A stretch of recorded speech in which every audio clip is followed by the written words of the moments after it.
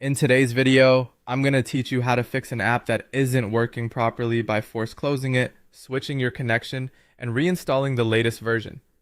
If your app is freezing, not loading, or behaving strangely, these basic troubleshooting steps can often solve the problem quickly.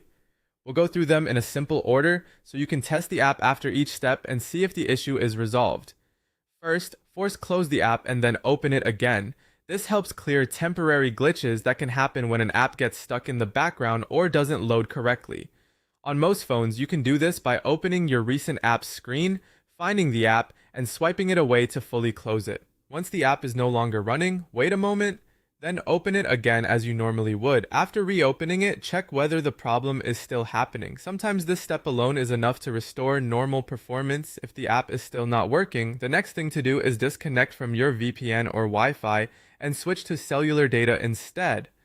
Network-related issues are a very common cause of app errors, especially if the app depends on a stable connection to load content or verify account activity. If you're using a VPN, turn it off first, since it can sometimes interfere with how apps connect to their servers. Then disable Wi-Fi and make sure your phone is using mobile data. Once you've switched over, open the app again and test it. If it starts working on cellular data, that's a strong sign the issue may be related to your Wi-Fi network or VPN connection.